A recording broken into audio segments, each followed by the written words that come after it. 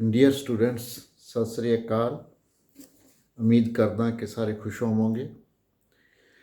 ਅਤੇ ਅੱਜ ਦਾ ਸਾਡਾ ਟੌਪਿਕ ਹੈ changing patterns of cost system, ਜਾਤ ਪ੍ਰਣਾਲੀ ਦੇ ਬਦਲਦੇ ਪ੍ਰਤੀਮਾਨ।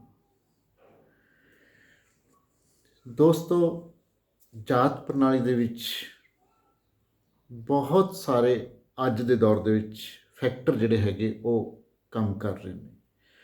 ਵੈਸਟਰਨਾਈਜੇਸ਼ਨ ਹੈ, ਮਾਡਰਨਾਈਜੇਸ਼ਨ ਹੈ, ਮਟੀਰੀਅਲਿਜ਼ਮ ਹੈ, ਮਾਡਰਨ ਐਜੂਕੇਸ਼ਨ ਹੈ।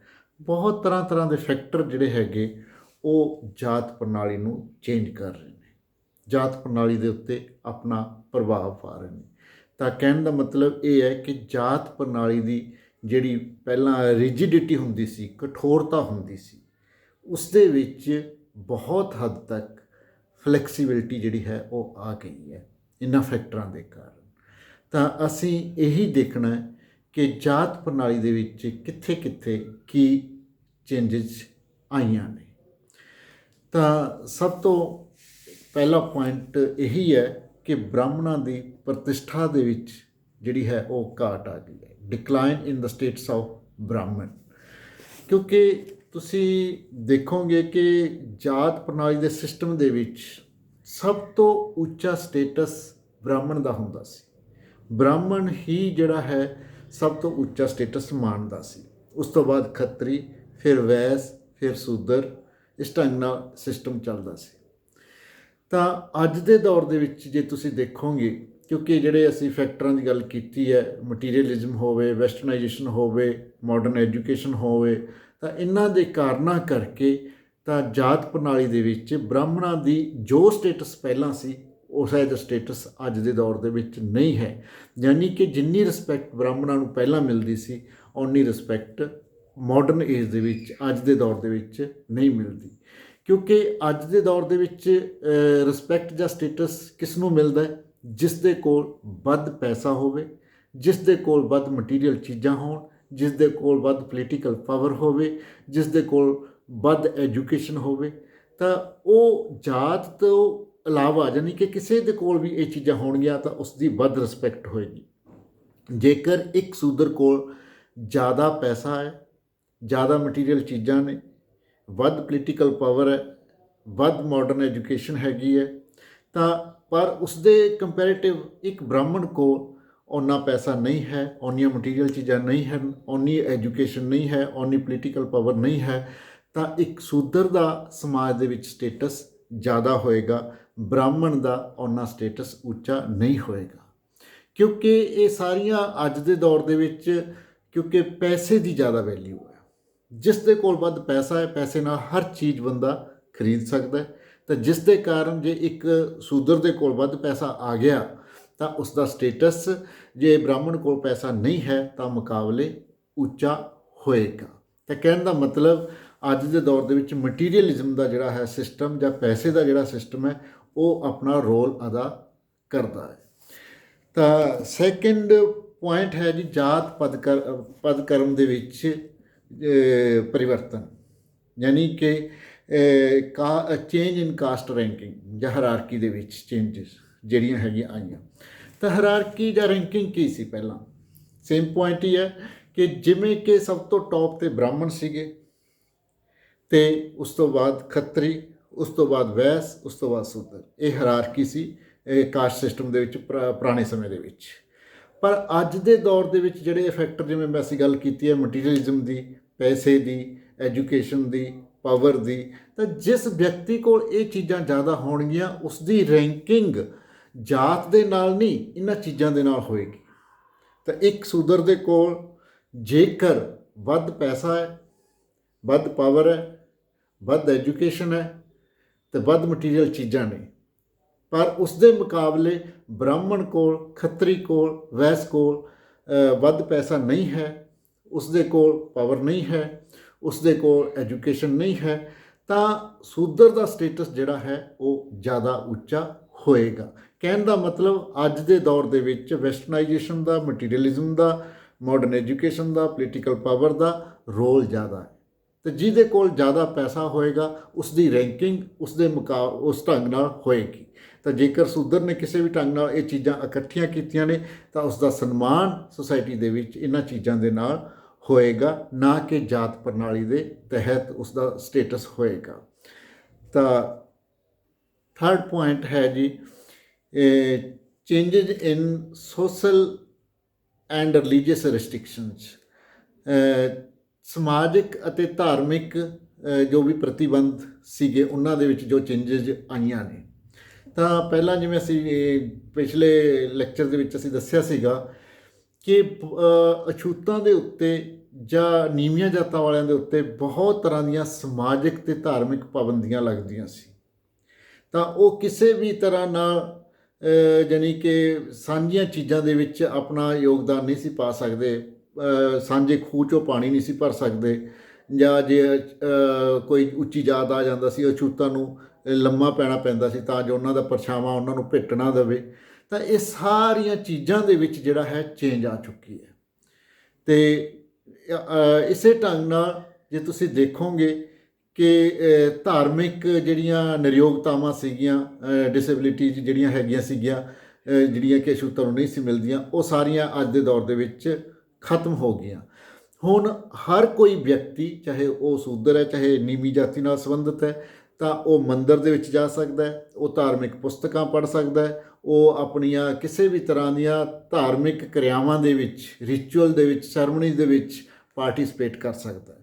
ਤਾਂ ਕਹਿਣ ਦਾ ਮਤਲਬ ਅੱਜ ਦੇ ਦੌਰ ਦੇ ਵਿੱਚ ਉਹ ਧਾਰਮਿਕ ਨਿਰਯੋਗਤਾਵਾਂ ਕਿ ਕਿਸੇ ਵੀ ਧਾਰਮਿਕ ਗ੍ਰੰਥ ਨੂੰ ਪਹਿਲਾਂ ਨਹੀਂ ਸੀ ਪੜ੍ਹ ਸਕਦਾ, ਹੁਣ ਕੋਈ ਵੀ ਧਾਰਮਿਕ ਗ੍ਰੰਥ ਜਿਹੜਾ ਹੈ ਉਹ ਪੜ੍ਹ ਸਕਦਾ। ਤਾਂ ਇਹ ਸਾਰੀਆਂ ਚੀਜ਼ਾਂ ਯਾਨੀ ਕਿ ਅੱਜ ਦੇ ਦੌਰ ਦੇ ਵਿੱਚ ਤੁਹਾਨੂੰ ਕਿਤੇ ਦਿਖਾਈ ਨਹੀਂ ਦਿੰਦੀਆਂ ਕਿ ਇਸ ਤਰ੍ਹਾਂ ਦਾ ਕਿਸੇ ਨਾਲ ਜਾਤ ਦੇ ਤੌਰ 'ਤੇ ਪੱਖਪਾਤ ਕੀਤਾ ਜਾ ਰਿਹਾ ਹੈ। ਤਾਂ ਯਾਨੀ ਕਿ ਸਾਰਿਆਂ ਨੂੰ ਸਮਾਜਿਕ ਅਤੇ ਧਾਰਮਿਕ ਦੇ ਨਜ਼ਰੀਏ ਤੋਂ ਤਕਰੀਬਨ ਜਾਤ ਦੇ ਪੁਆਇੰਟ ਤੋਂ ਸਭ ਬਰਾਬਰ ਹੋ ਗਏ ਨੇ। ਇੰਨਾ ਜਿਹੜਾ ਹੈ ਕੋਈ ਇਸੇ ਤਰ੍ਹਾਂ ਨਾਲ ਕਿਸੇ ਢੰਗ ਦਾ ਕੋਈ ਪੱਖਪਾਤ ਨਹੀਂ ਕੀਤਾ ਜਾਂਦਾ। ਫਿਰ ਵੀ ਜਿਹੜਾ ਹੈ ਇੱਕਾ ਦੁੱਕਾ ਘਟਨਾਵਾਂ ਥਾਂ 'ਤੇ ਵਾਪਰ ਜਾਂਦੀਆਂ ਨੇ, ਉਹ ਵੱਖਰੀ ਗੱਲ ਹੈ। ਪਰ ਮੋਟੇ ਤੌਰ 'ਤੇ ਜਿਹੜਾ ਜਾਤ ਦਾ ਬਿਹੇਵੀਅਰ ਪਹਿਲਾਂ ਸਮਾਜਿਕ ਅਤੇ ਧਾਰਮਿਕ ਬਿਹੇਵੀਅਰ ਨੂੰ ਲੈ ਕੇ ਸੀ, ਉਸ ਦੇ ਵਿੱਚ ਬਹੁਤ ਵੱਡੀ ਚੇਂਜਿਸ ਆਈ ਹੈ। ਹੁਣ ਇਸ ਤਰ੍ਹਾਂ ਦੀ ਕਿਸੇ ਤਰ੍ਹਾਂ ਦਾ ਬਹੁਤ ਥਾਵਾਂ ਦੇ ਉੱਤੇ ਤੁਹਾਨੂੰ ਅਜਿਹਾ ਚੀਜ਼ਾਂ ਨਹੀਂ ਵੇਖਣ ਨੂੰ ਮਿਲਣਗੀਆਂ। ਫੋਰਥ ਪੁਆਇੰਟ ਹੈ ਜੀ ਛੂਤ ਛਾਤ, ਅਨਟੱਚੇਬਿਲਿਟੀ।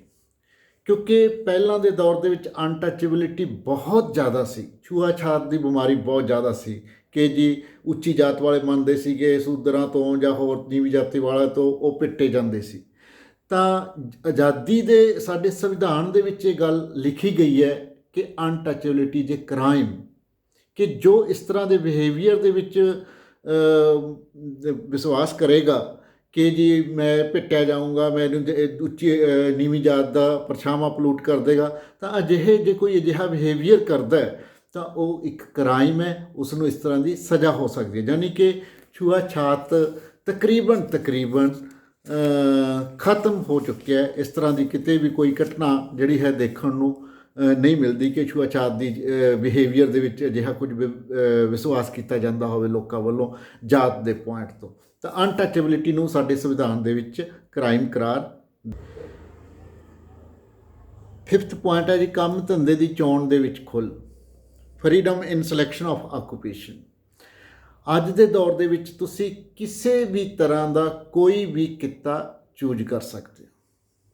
ਮਤਲਬ ਜਿਵੇਂ ਕਿ ਪਹਿਲਾਂ ਜਾਤ ਦਾ ਇੱਕ ਹੈਰੀਡੇਟਰੀ ਕਿੱਤਾ ਹੁੰਦਾ ਸੀ ਅਤੇ ਜਾਤ ਦੇ ਵਿਅਕਤੀਆਂ ਨੂੰ ਉਹੀ ਕਿੱਤਾ ਅਪਣਾਉਣਾ ਪੈਂਦਾ ਸੀ ਅਤੇ ਅੱਗੇ ਪਿਤਾ ਪੁਰਖੀ ਕਿੱਤਾ ਇੱਦਾਂ ਚੱਲੀ ਜਾਂਦਾ ਸੀ ਅਤੇ ਤੁਸੀਂ ਹੋਰ ਕਿਸੇ ਦੂਜੀ ਜਾਤ ਦੇ ਕਿੱਤੇ ਨੂੰ ਅਪਣਾ ਨਹੀਂ ਸੀ ਸਕਦੇ। ਪਰ ਅੱਜ ਦੇ ਦੌਰ ਦੇ ਵਿੱਚ ਕੋਈ ਵੀ ਵਿਅਕਤੀ ਕਿਸੇ ਵੀ ਤਰ੍ਹਾਂ ਦਾ ਕਿੱਤਾ ਜੋ ਚਾਹੇ ਜਿਵੇਂ ਚਾਹੇ ਉਹ ਅਪਣਾ ਸਕਦਾ ਹੈ। ਤਾਂ ਇਸ ਤਰ੍ਹਾਂ ਦੀ ਕਿਸੇ ਤਰ੍ਹਾਂ ਦੀ ਕੋਈ ਵੀ ਰਿਸਟ੍ਰਿਕਸ਼ਨ ਨਹੀਂ ਹੈਗੀ ਅੱਜ ਦੇ ਦੌਰ ਦੇ ਵਿੱਚ ਕਿ ਤੁਸੀਂ ਕਿਸੇ ਜਾਤ ਦੇ ਕਿੱਤੇ ਨੂੰ ਨਹੀਂ ਅਪਣਾ ਸਕਦੇ। ਤਾਂ ਤੁਸੀਂ ਆਪਣੀ ਮਰਜ਼ੀ ਨਾਲ, ਆਪਣੀ ਖੁੱਲ੍ਹ ਨਾਲ, ਆਪਣੀ ਫਰੀਡਮ ਨਾਲ ਕਿਸੇ ਵੀ ਤਰ੍ਹਾਂ ਦੇ ਕਿੱਤੇ ਜਿਸ ਤੋਂ ਤੁਹਾਨੂੰ ਸੰਤੁਸ਼ਟੀ ਹੋਵੇ ਤਾਂ ਉਹ ਕਿੱਤਾ ਤੁਸੀਂ ਚੂਜ਼ ਕਰ ਸਕਦੇ ਹੋ। ਤਾਂ ਨੈਕਸਟ ਪੁਆਇੰਟ ਹੈ ਜੀ ਕਿੱਤੇ ਦੇ ਸੰਬੰਧ ਵਿੱਚ ਊਚ ਨੀਚ ਦੀ ਧਾਰਨਾ ਵਿੱਚ ਪਰਿਵਰਤਨ, change in the concept of superiority and inferiority of occupation, ਕਿ ਕੋਈ ਕਿੱਤਾ ਸੁਪੀਰੀਅਰ ਹੈ ਜਾਂ ਇਨਫੀਰੀਅਰ ਹੈ। ਕਿਉਂਕਿ ਪਹਿਲਾਂ ਜਾਤਾਂ ਦੇ ਵਿੱਚ ਵੀ ਕੁਝ ਕਿੱਤਿਆਂ ਨੂੰ ਸੁਪੀਰੀਅਰ ਮੰਨਿਆ ਜਾਂਦਾ ਸੀ, ਕੁਝ ਨੂੰ ਇਨਫੀਰੀਅਰ ਮੰਨਿਆ ਜਾਂਦਾ ਸੀ। ਤਾਂ ਹੁਣ ਉਸ ਦੀ ਭਾਵਨਾ ਦੇ ਵਿੱਚ ਵੀ ਜਿਹੜਾ ਹੈ ਚੇਂਜ ਆ ਗਈ। ਉਹ ਚੇਂਜ ਕਿਉਂ ਆਈ? ਮਟੀਰੀਅਲਿਜ਼ਮ ਦੇ ਕਾਰਨ, ਵੈਸਟਰਨਾਈਜੇਸ਼ਨ ਦੇ ਕਾਰਨ। ਕਿਉਂਕਿ ਜਿਸ ਕਿੱਤੇ ਦੇ ਵਿੱਚੋਂ ਸਾਨੂੰ ਲੱਗਦਾ ਹੈ ਕਿ ਵੱਧ ਆਮਦਨੀ ਹੋਏਗੀ, ਉਹ ਕਿੱਤਾ ਚਾਹੇ ਨੀਵਾਂ ਹੈ, ਤਾਂ ਲੋਕ ਉਸ ਕਿੱਤੇ ਨੂੰ ਅਪਣਾਉਣ ਦੇ ਵਿੱਚ ਕੋਈ ਪਰਹੇਜ਼ ਨਹੀਂ ਕਰਦੇ, ਤਾਂ ਉਸ ਕਿੱਤੇ ਨੂੰ ਅਪਣਾਉਂਦੇ ਨੇ। ਜਿਵੇਂ ਤੁਸੀਂ ਦੇਖੋਗੇ ਫਿਸ਼ ਫਾਰਮ, ਪਿਗ ਫਾਰਮ, ਇਹ ਕੋਈ ਜਾਂ ਮੁਰਗੀ ਪਾਲਣ, ਇਹ ਕੋਈ ਜ਼ਿਆਦਾ ਵਧੀਆ ਧੰਦੇ ਨਹੀਂ ਹੈਗੇ, ਨੀਵੇਂ ਧੰਦੇ ਨੇ ਇੱਕ ਤਰ੍ਹਾਂ ਨਾਲ। ਪਰ ਲੋਕੀ ਜਦੋਂ ਇਸ ਦੇ ਵਿੱਚੋਂ ਆਮਦਨੀ ਆਉਂਦੀ ਹੈ ਤਾਂ ਲੋਕ ਇਹਨਾਂ ਧੰਦਿਆਂ ਨੂੰ ਕਰ ਰਹੇ ਨੇ। ਤਾਂ ਮਤਲਬ ਇੱਕ ਤਰ੍ਹਾਂ ਨਾਲ ਪੈਸੇ ਦੇ ਨਾਲ ਜੁੜ ਗਿਆ। ਹਰ ਚੀਜ਼ ਜਿਹੜਾ ਹੈਗਾ ਕਿ ਉਹ ਊਚ ਨੀਚ ਦੀ ਭਾਵਨਾ ਜਿਹੜੀ ਪਹਿਲਾਂ ਕਿੱਤਿਆਂ ਦੇ ਸੰਬੰਧ ਦੇ ਵਿੱਚ ਹੁੰਦੀ ਸੀ, ਤਾਂ ਉਹ ਇੱਦਾਂ ਦਾ ਕੋਈ ਵੀ ਜਿਹੜਾ ਹੈ ਕਨਸੈਪਟ ਅੱਜ ਦੇ ਦੌਰ ਦੇ ਵਿੱਚ ਨਹੀਂ ਰਿਹਾ। ਮਤਲਬ ਬਹੁਤ ਸਾਰੀਆਂ ਚੀਜ਼ਾਂ ਜਿਹੜੀਆਂ ਹੈਗੀਆਂ ਉਹ ਚੇਂਜ ਹੋ ਗਈਆਂ। ਸਿਰਫ ਤੇ ਸਿਰਫ ਅਸੀਂ ਇਹ ਦੇਖਦੇ ਹਾਂ ਕਿ ਕਿਸ ਕੰਮ ਧੰਦੇ ਦੇ ਵਿੱਚੋਂ ਵੱਧ ਪੈਸਾ ਕਮਾਇਆ ਜਾ ਸਕਦਾ ਹੈ। ਅਸੀਂ ਉਸ ਕਿੱਤੇ ਨੂੰ ਅਪਣਾਵਾਂਗੇ। ਉਹ ਕਿੱਤਾ ਉੱਚਾ ਹੈ ਜਾਂ ਨੀਵਾਂ, ਉਸ ਦੇ ਵਿੱਚ ਅਸੀਂ ਨਹੀਂ ਜਾਂਦੇ। ਸਿਰਫ ਅਸੀਂ ਆਮਦਨੀ ਦੇਖਦੇ ਹਾਂ ਕਿ ਉਸ ਧੰਦੇ ਦੇ ਵਿੱਚੋਂ ਵੱਧ ਆਮਦਨੀ ਕਿਸ ਧੰਦੇ ਦੇ ਵਿੱਚੋਂ ਹੋ ਸਕਦੀ ਹੈ, ਤਾਂ ਅਸੀਂ ਉਸ ਨੂੰ ਚੂਜ਼ ਕਰਦੇ ਹਾਂ। 7th ਪੁਆਇੰਟ ਹੈ ਜੀ, ਵਿਆਹ ਸੰਬੰਧੀ ਪਾਬੰਦੀਆਂ ਵਿੱਚ ਪਰਿਵਰਤਨ। Change in the marriage prohibitions. ਜੋ ਮੈਰਿਜ ਰਿਸਟ੍ਰਿਕਸ਼ਨਸ ਲੱਗਦੀਆਂ ਸੀ, ਤਾਂ ਉਸ ਦੇ ਵਿੱਚ ਵੀ ਜਿਹੜੀ ਆ ਬਹੁਤ ਵੱਡੀ ਚੇਂਜਸ ਆ ਚੁੱਕੀਆਂ ਨੇ। ਤੁਸੀਂ ਦੇਖੋਗੇ ਤੁਹਾਨੂੰ ਹੁਣ ਆਪਣੇ ਆਲੇ ਦੁਆਲੇ ਬਹੁਤ ਜ਼ਿਆਦਾ ਇੰਟਰਕਾਸਟ ਮੈਰਿਜਸ ਦੇਖਣ ਨੂੰ ਮਿਲਣਗੀਆਂ। ਕਿਉਂਕਿ ਮੁੰਡਾ ਅਤੇ ਕੁੜੀ ਆਪਸ ਦੇ ਵਿੱਚ ਜਿਹੜੇ ਨੇ ਇੱਕ ਦੂਜੇ ਤੋਂ ਇਹੀ ਉਮੀਦ ਕਰਦੇ ਨੇ ਕਿ ਉਹ ਵਧੀਆ ਲਾਈਫ ਗੁਜ਼ਾਰਨਗੇ। ਜਾਤ ਨੂੰ ਜਿਹੜੀ ਹੈ ਤਰਜੀਹ ਨਹੀਂ ਦਿੱਤੀ ਜਾਂਦੀ। ਤਾਂ ਬਹੁਤ ਸਾਰੀਆਂ ਇੰਟਰਕਾਸਟ ਮੈਰਿਜਸ ਸੁਸਾਇਟੀ ਦੇ ਵਿੱਚ ਪ੍ਰਚਲਿਤ ਹੋ ਚੁੱਕੀਆਂ ਨੇ। ਕਿਉਂਕਿ ਅਸੀਂ ਸਾਰੇ ਜਾਣਦੇ ਹਾਂ ਕਿ ਕਾਸਟ ਜਿਹੜੀ ਹੈ ਇਹ ਮਟੀਰੀਅਲ ਹੈ, ਇਸ ਦਾ ਕੋਈ ਵੀ ਠੋਸ ਜਾਂ ਆਧਾਰ ਨਹੀਂ ਹੈਗਾ ਕਿ ਇਸ ਦੇ ਅਕੋਰਡਿੰਗਲੀ ਚੱਲਿਆ ਜਾਵੇ। ਤਾਂ ਲੋਕ ਜਿਹੜੇ ਹੈਗੇ ਅੱਜ ਦੇ ਦੌਰ ਦੇ ਵਿੱਚ ਸਿਰਫ ਤੇ ਸਿਰਫ ਇਹੀ ਦੇਖਦੇ ਨੇ ਕਿ ਮੁੰਡਾ ਅਤੇ ਕੁੜੀ ਵੈਲ ਸੈਟਲਡ ਹੈਗੇ, ਤਾਂ ਚਾਹੇ ਉਹ ਅਲੱਗ-ਅਲੱਗ ਜਾਤ ਦੇ ਨੇ, ਤਾਂ ਉਹਨਾਂ ਦੇ ਵਿੱਚ ਅੰਡਰਸਟੈਂਡਿੰਗ ਹੈਗੀ ਆ। ਤਾਂ ਉਹ ਉਸ ਤਰ੍ਹਾਂ ਦੀਆਂ ਮੈਰਿਜਸ ਜਿਹੜੀਆਂ ਨੇ ਅੱਜ ਦੇ ਦੌਰ ਦੇ ਵਿੱਚ ਬਹੁਤ ਜ਼ਿਆਦਾ ਪ੍ਰਚਲਿਤ ਹੋ ਰਹੀਆਂ ਨੇ।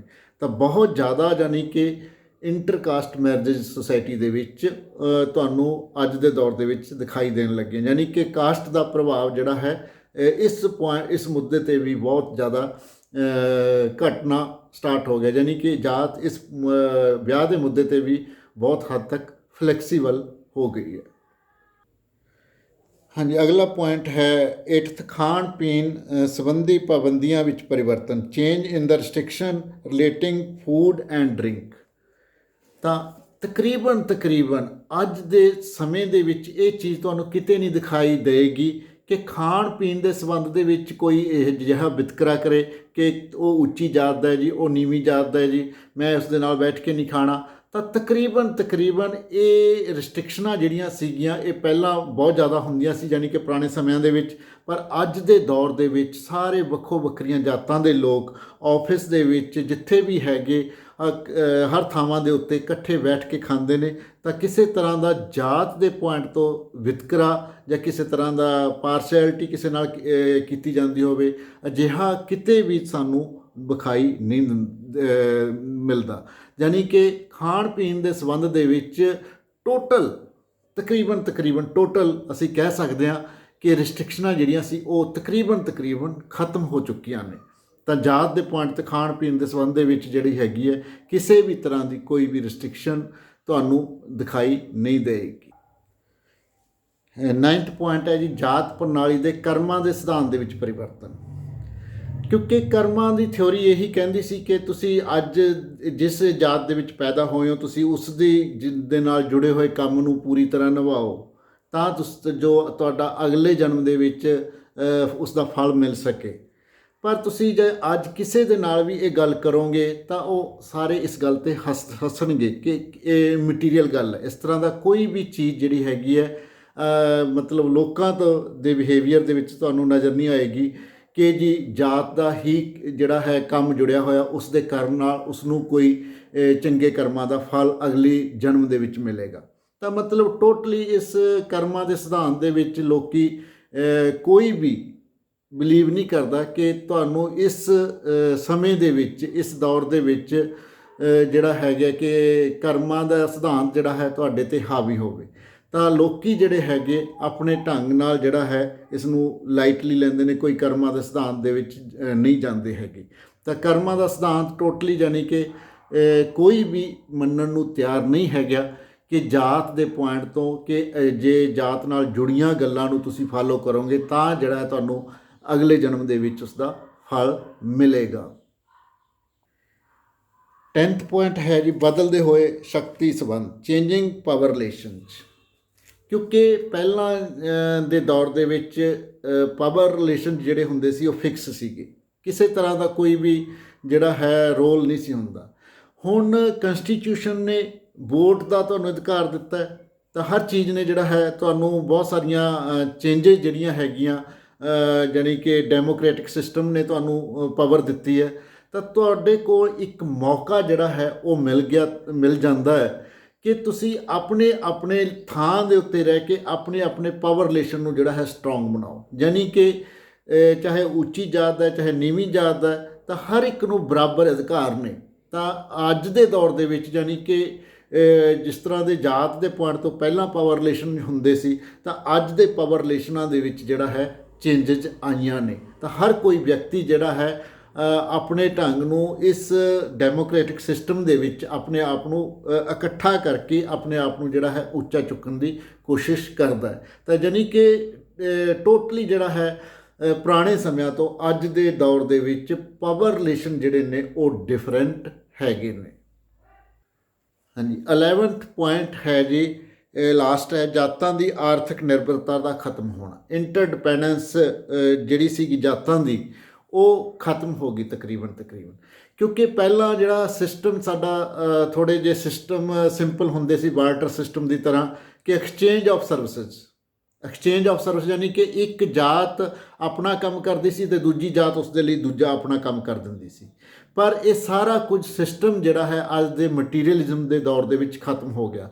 ਹੁਣ ਹਰ ਕੋਈ ਕੰਮ ਪੈਸੇ ਦੇ ਨਾਲ ਹੁੰਦਾ ਹੈ, ਤਾਂ ਪੈਸੇ ਦੇ ਨਾਲ ਤੁਸੀਂ ਕੋਈ ਵੀ ਕੰਮ ਕਰਵਾ ਸਕਦੇ ਹੋ। ਚਾਹੇ ਉਹ ਅੱਜ ਦੇ ਪਿੰਡਾਂ ਦੇ ਵਿੱਚ ਦੇਖ ਲਈਏ, ਚਾਹੇ ਸ਼ਹਿਰਾਂ ਦੇ ਵਿੱਚ ਦੇਖ ਲਈਏ, ਤਾਂ ਜਿਸ ਨੇ ਜੋ ਵੀ ਕੰਮ ਕਰਵਾਉਣਾ ਉਹ ਪੈਸਾ ਦੇ ਕੇ ਕਰਵਾਉਣਾ, ਨਾ ਕਿ ਐਕਸਚੇਂਜ ਆਫ ਸਰਵਿਸਿਜ਼ ਹੈ। ਤਾਂ ਉਹ ਜਿਹੜੀ ਪਹਿਲਾਂ ਇੰਟਰਡਿਪੈਂਡੈਂਸ ਸੀਗੀ ਜਾਤਾਂ ਦੀ, ਉਹ ਟੋਟਲੀ ਜਿਹੜੀ ਹੈ ਖਤਮ ਹੋ ਚੁੱਕੀ ਹੈ। ਕਿਉਂਕਿ ਪਹਿਲਾਂ ਇੱਕ ਜਾਤ ਦੂਜੀ ਜਾਤ ਦੇ ਲਈ ਆਪਣੀਆਂ ਸੇਵਾਵਾਂ ਦੇ ਦਿੰਦੀ ਸੀ ਅਤੇ ਦੂਜੀ ਜਾਤ ਨੂੰ ਆਪਣੀਆਂ ਸੇਵਾਵਾਂ ਦੇ ਦਿੰਦੀ ਸੀ, ਤਾਂ ਇੰਟਰਡਿਪੈਂਡੈਂਸ ਬਣੀ ਰਹਿੰਦੀ ਸੀ। ਪਰ ਅੱਜ ਦੇ ਦੌਰ ਦੇ ਵਿੱਚ ਜਦੋਂ ਤੁਸੀਂ ਦੇਖੋਗੇ ਕਿ ਪੈਸੇ ਦਾ ਰੋਲ ਜ਼ਿਆਦਾ ਆ ਗਿਆ, ਤਾਂ ਕੋਈ ਵੀ ਜਾਤ ਜੇਕਰ ਆਪਣੀ ਸੇਵਾਵਾਂ ਮਤਲਬ ਅਜੇ ਵੀ ਪੁਰਾਣਾ ਕਿੱਤਾ ਕਰ ਰਹੀ ਹੈ, ਤਾਂ ਉਹ ਜਾਤ ਦੇ ਬਦਲੇ ਸੇਵਾਵਾਂ ਨਹੀਂ ਲੈਂਦੀ, ਜਾਤ ਆਪਣੇ ਕੰਮ ਕਰਨ ਦੇ ਬਦਲੇ ਪੈਸਾ ਲੈਂਦੀ ਹੈ। ਤਾਂ ਪਿੰਡਾਂ ਦੇ ਵਿੱਚ ਵੀ ਸਾਰੀਆਂ ਜਾਤਾਂ ਜੇਕਰ ਆਪਣਾ ਕੰਮ ਕਰ ਵੀ ਰਹੀਆਂ ਨੇ, ਤਾਂ ਉਹ ਆਪਣੇ ਕੰਮ ਦੇ ਬਦਲੇ ਪੈਸਾ ਜਿਹੜਾ ਹੈ, ਮਨੀ ਜਿਹੜਾ ਹੈ ਉਹ ਲੈਂਦੀਆਂ ਨੇ। ਤਾਂ ਪੈਸੇ ਦੇ ਨਾਲ ਜਿਹੜਾ ਹੈ ਸਾਰਾ ਸਿਸਟਮ ਉਹ ਜੁੜ ਚੁੱਕਿਆ। ਤਾਂ ਜਿਹੜੀ ਪਹਿਲਾਂ ਦੀ ਸਾਨੂੰ ਜਾਤਾਂ ਦੀ ਆਪਸ ਦੇ ਵਿੱਚ ਇੰਟਰਡਿਪੈਂਡੈਂਸ ਦਿਖਾਈ ਦਿੰਦੀ ਸੀ, ਉਹ ਸਾਰੀ ਦੀ ਸਾਰੀ ਬ੍ਰੇਕਅਪ ਹੋ ਚੁੱਕੀ ਹੈ, ਟੁੱਟ ਚੁੱਕੀ ਹੈ। ਉਸ ਦੇ ਨਾਲ ਤੁਸੀਂ ਦੇਖੋਗੇ ਕਿ ਸਾਰਾ ਸਾਡਾ ਜਿਹੜਾ ਜਜਮਾਨੀ ਸਿਸਟਮ ਸੀਗਾ, ਤਾਂ ਉਹ ਸਾਰਾ ਖਤਮ ਹੋ ਗਿਆ। ਤਾਂ ਪੈਸੇ ਦਾ ਰੋਲ ਜਿਹੜਾ ਹੈ ਭਾਰੂ ਹੋ ਗਿਆ।